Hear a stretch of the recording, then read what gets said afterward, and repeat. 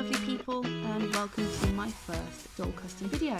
It's Christmas time and I spotted these amazing fat quarters in the shops and I absolutely couldn't resist. I love Christmas time and these materials were just so lovely that I thought I have to make a Christmas doll with them.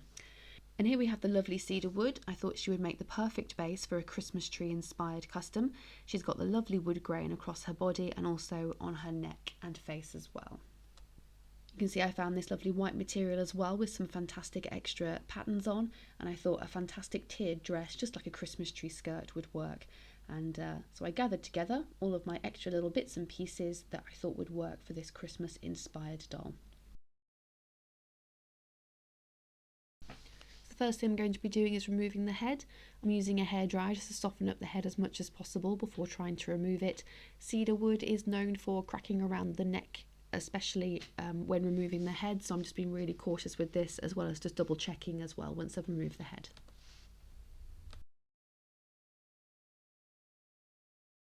Use some forceps to help grip the hair and remove it. I'm adding a tiny bit of 100% acetone inside the head as well, just to try and break down the glue inside there to make it as easy as possible.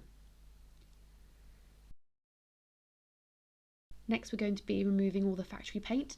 I tend to hold the acetone onto the eyes before sliding it off just to make it nice and easy, and you end up with these fantastic face on your cotton swab as well. Every now and again I'm making the head warmer again just so I can get into all the nooks and crannies without risk of damaging the head or any of the plastic.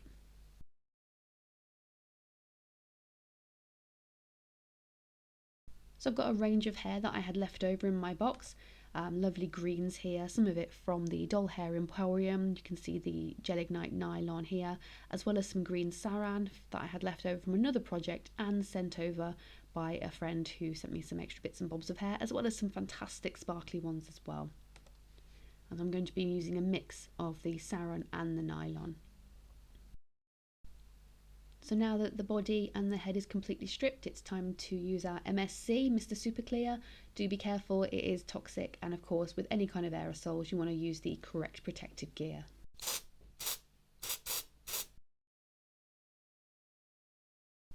I'm going to be painting the scalp green just to make sure that once I am doing my reroute, there's no of the brown original base colour showing through. On my little ceramic palette that I've got, I tend to put cling film over the top so I can be a little bit lazy when it comes to cleaning. Next comes time for the reroute. I've got some nice sharp scissors, I've got a couple of different poking tools, metal and wood, to help me to keep those plug holes open as much as possible, and that's going to help make things a little bit easier for myself, as well as protect the needles as much as possible. I'm also using a hot water bottle, as someone gave me the fantastic tip of keeping the head warm actually by sitting it on a radiator. I'm nowhere near a radiator in my craft area, so I'm just using a hot water bottle to rest the head on in between me getting the reroutes ready. So this way the head again stays as flexible as possible, I'm not going to damage the face, and I'm going to be able to stretch the holes as much as possible as well. You always have to remember when doing your reroute that you're actually going to be using half of the full length that you've got cut off, so whatever you're doing, make sure you fold it over and it's at the desired length. So for most of the green hair that I had, I was folding it in half and cutting it, as I would be using quarter lengths. To reroute, you take a small amount of hair depending on where you're going to be doing it, thick around any kind of edges of the hair or down any kind of partings, and then draping it over your fingertip, using the reroute tool just to slide it on there, holding it at tension before pushing it into the head, making sure it's pushed well in before removing. And then you've got to keep on persevering. I tend to go around the hairline of the doll and down the parting, so I'm doing all the thicker sections as much as possible, always keeping in mind the hairstyle that I'm going for at the end, so I can make it thicker in certain sections and thinner in other sections, so I'm not actually over-rooting the head, which does tend to be a big problem for me. Using way too much hair is something that I'm actually working on and trying to make improvements as I go. This is a great tip that was given to me, just in case you're not quite sure if you've covered all the scalp or if you're going to be able to see anything through. Before you actually glue everything in place, you can style the hair the way you want it roughly and use some boiling water just to see if, when it's all down and in place, can you see through to the scalp at all. And then before you glue it, you can actually add some extra plugs beforehand. So off camera, I've actually already braided the hair. I want to go for a really nice wavy look, so I'm going to be doing the hot water, cold water bath for this to try and keep those waves in place. But here comes the dreaded gluing. I'm using Fabritac to try and keep this hair in place. Essentially all you need to do is make sure that there is glue touching all the inside bits of the hair, but I tend to get really paranoid about this. And again, over rooting is a big problem, over gluing can be a big problem as well. But if you do this, you're going to end up with a heavy head and less space inside for when the neck peg goes back on. I had the interesting situation where glue was actually seeping out of where the earrings would have gone in, so I just used a little bit of acetone to clean up that section as well.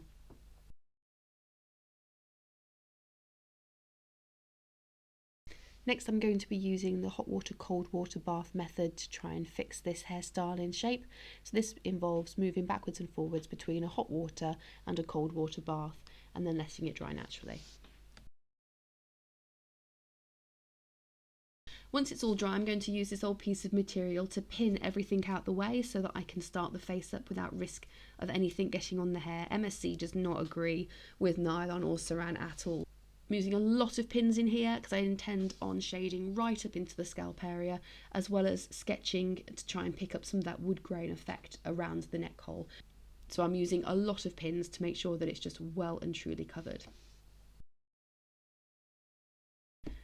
I actually cleaned the face down previously because I noted a few marks on it. I think because it was cold, the MSC just didn't hold very well and actually made the surface quite sticky.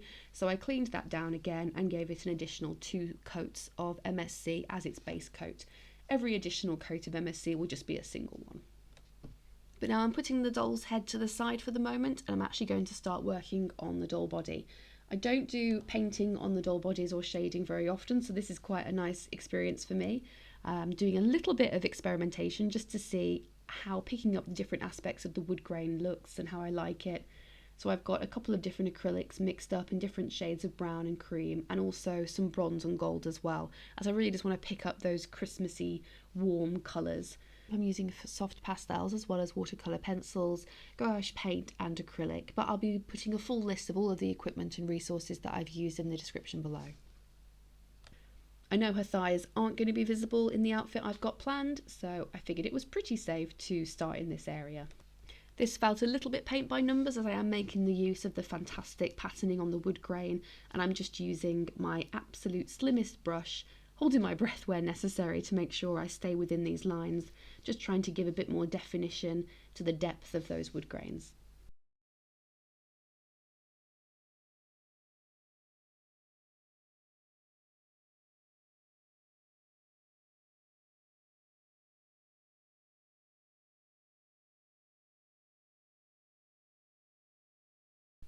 So I'm focusing on the knee down and ankle area, as well as the forearms and hands, around the neck and slightly around the collarbone area as well.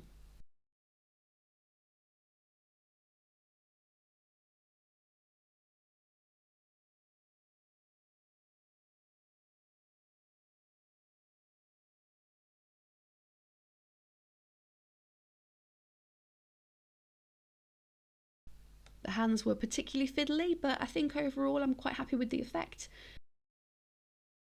Before doing an MSC coat, I added some blushing around the elbows, the wrist, just the joints to make sure that it had that different depth. Just referring back to my design, anyone interested, these amazing little design books are created by Dolly Mixtures. I'll leave the link in the description below, but they're a great way to start your designs out. I wanted her dress to kind of be reminiscent of a Christmas tree skirt, so I really just wanted to go for frills and layers in some fantastic warm Christmas colours. But as I was ending up going for something of a Lolita style, or something where I wanted it to be super poofy, I thought obviously I'm going to need a petticoat.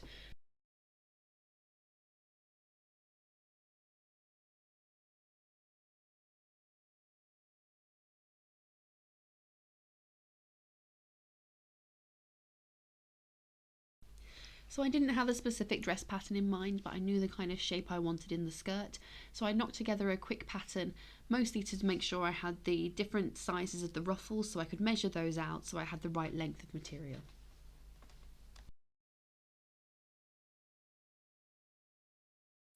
After deciding which material I wanted to use for the ruffles, I decided I would actually use this easy iron-on hemming web, so I wouldn't have to do any stitching and have any pulls or visible stitching in the material. I thought it would actually give it a bit of stiffness as well.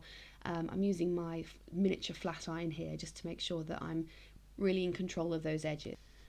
I'm just laying down all the different bands of colour that will be the ruffles, as well as the different kinds of lace that I've got available, so I can just decide what length I want them to be and also what different colour combinations I want to go for before I stitch it all together.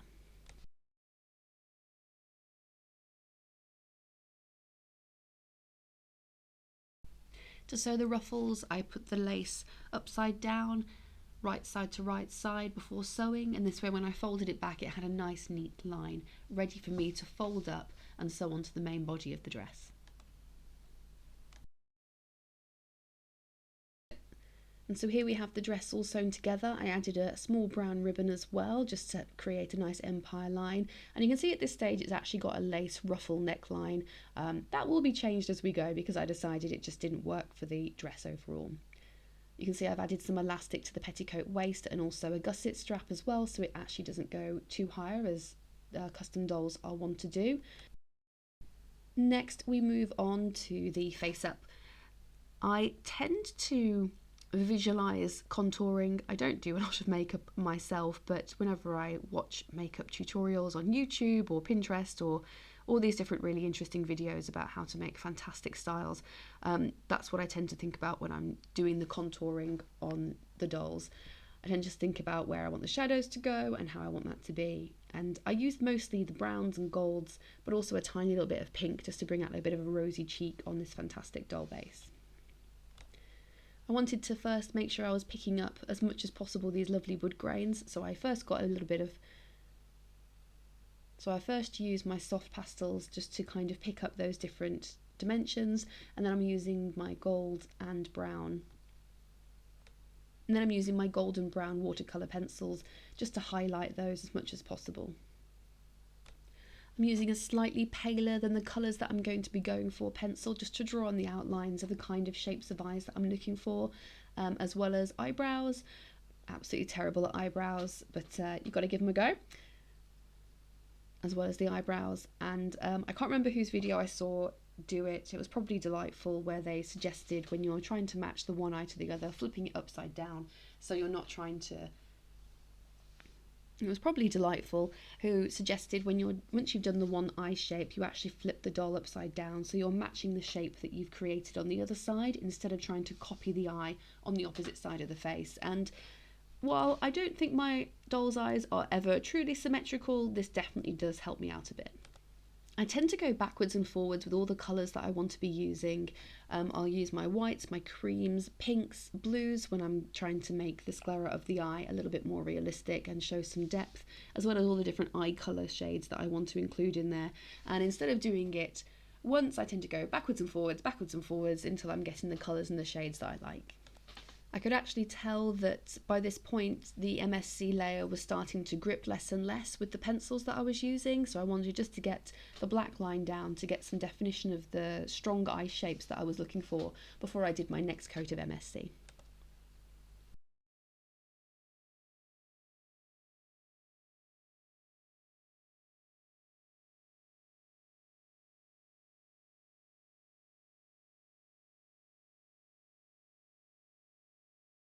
Now I've got my second coat down, you can see going in with the white for the whites of the eyes how much more that's gripping to the surface.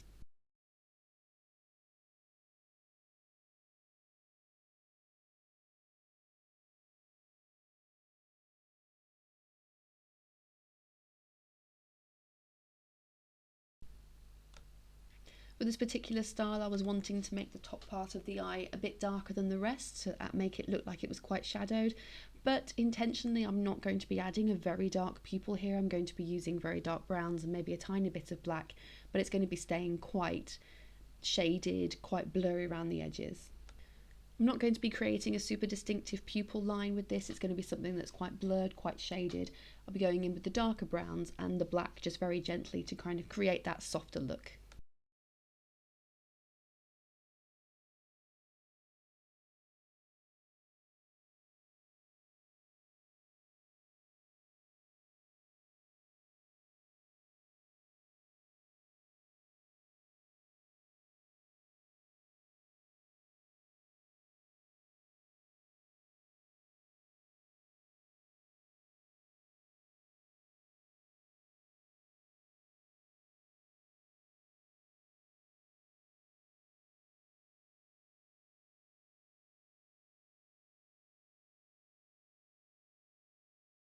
I decided to add a bit of green to the eyebrows so it did actually match the hair colour.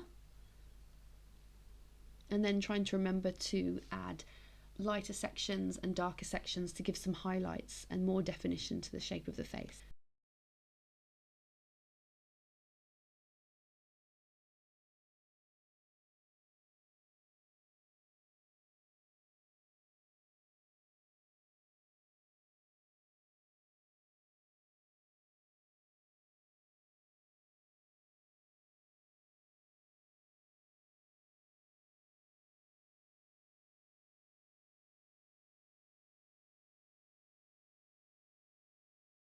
I wanted to make the lips a little bit blushed, not too much of a defined line around them, so I'm not going to be using a paint or a lip liner on this, but I do want to add some highlights just with a cream and white pencil to the upper lip just to kind of give it that edge.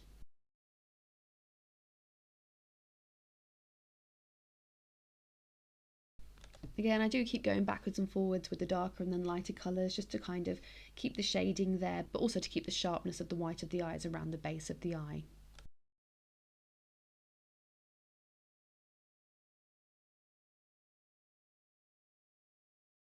I always love adding a bit of pearlescent powder as well. I know a lot of that tends to go with the mattifying of the MSC, but sometimes it will stay.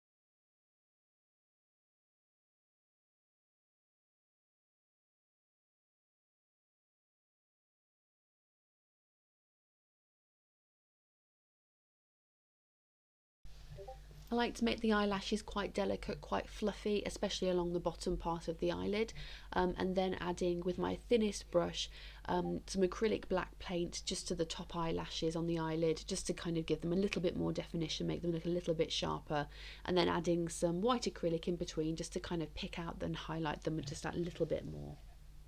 I did have to go back a little bit later after some of the final coats of the MSC, as it did make a little bit of the highlighting, a little bit of the black eyelashes a bit flat, so I just added on with acrylic so it would be completely safe to do so.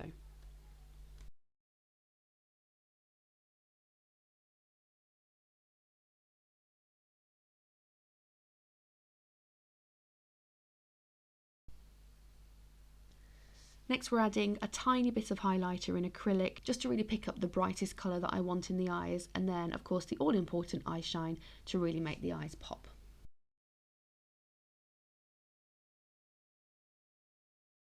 And now it's time for the final coat of MSC before we look at making the eyes glossy as well as the lips glossy.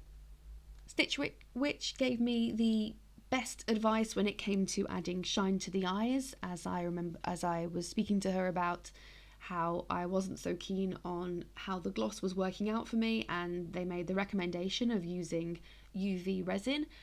So popping a tiny bit of UV resin on the area that you want and then using your UV torch or different kinds of lamps to harden the area. And I must say I'm really pleased. I absolutely love this bit of advice. It works out really well. So I'm adding a small amount to the eyes before using my UV torch, as well as a bit to the lips as well.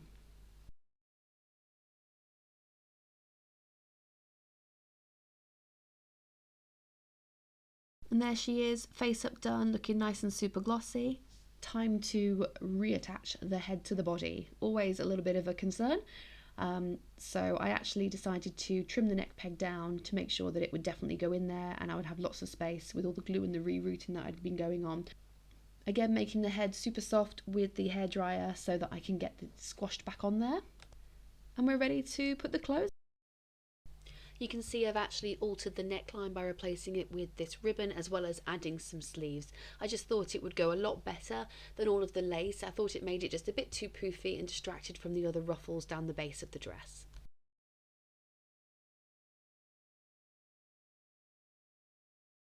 Now it comes time to release the braids and see if the waves have held. I'm looking for generally relatively soft waves, and I will be trimming down the length of hair, so I wasn't too worried about how much was straight on the ends.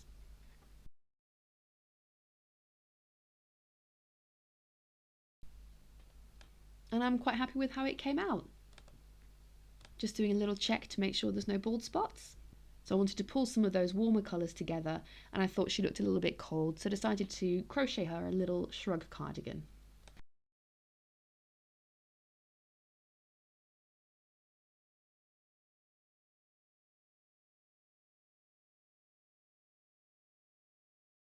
Time for some accessories, and what is a Christmas tree without a star? This was an epoxy star from a previous project that I just never used. I've used again my epoxy UV resin just to attach the star to a broken pin, so I can just pin this straight into the hair.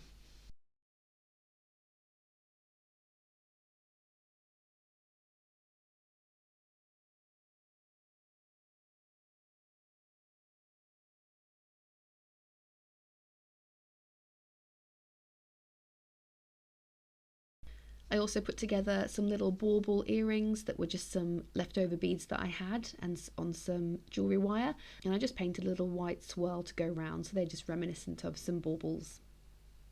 With the glue that came seeping out of the ears, I actually had to use a pin just to poke holes back in again, but it made sure they were pretty secure.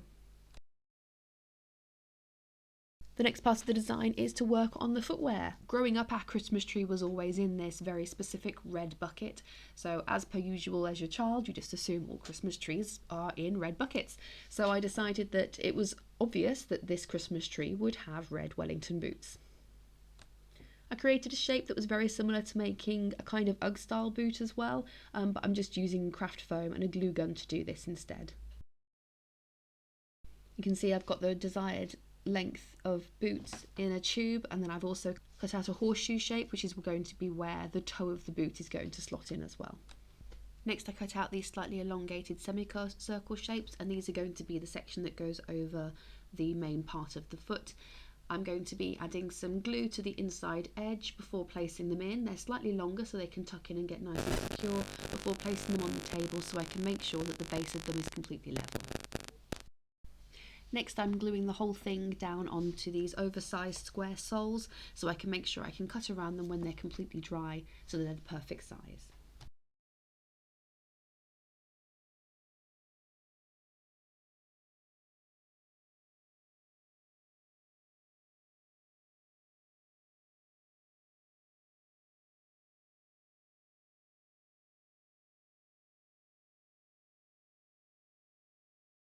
And here we have the constant problem of a arched foot trying to go into a flat shoe.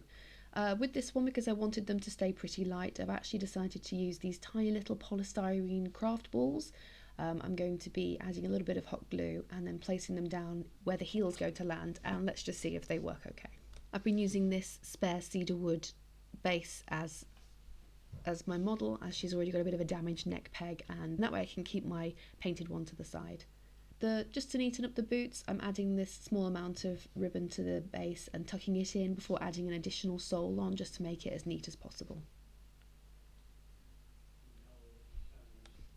Maybe this would be a good way of making her stand up instead of creating a stand, but something tells me she'd fall over.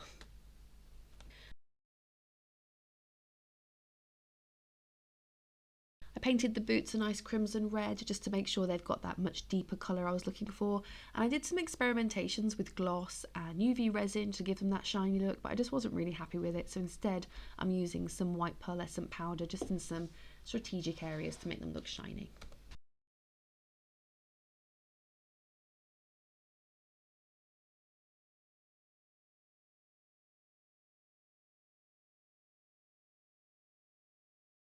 Time to see how those boots look. I considered putting some additional trim around the top of the Wellington boots, and I had a look at that off camera, but it just didn't really have that kind of stark look that I was going for, so I decided to leave it as it was.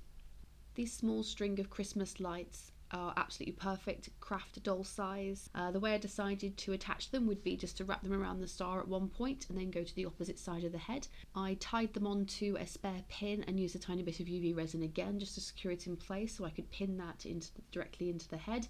and then went back to the other side, and then just went backwards and forwards exactly the same way you would if you were decorating the Christmas tree, getting lower and lower. I then did a small trim along the hair just to make it match that bottom tier of light. I decided to call this doll Rune. I got a little bit muddled. I thought it meant happy in German for a girl's name, but I guess my source wasn't very accurate, but I really like the name now. I like the druidic historical ideas of decorating homes and trees at this time of winter years, but also the German traditions as well. Here she is with my big gang of girls from other winter and Christmas creations, and thank you so much for watching my video. I'm over on Instagram where you can have a look at my other creations. I'd love it if you threw me a comment. I'd be so grateful if you wanted to subscribe or like the video. That only leaves me to say have a wonderful holiday season.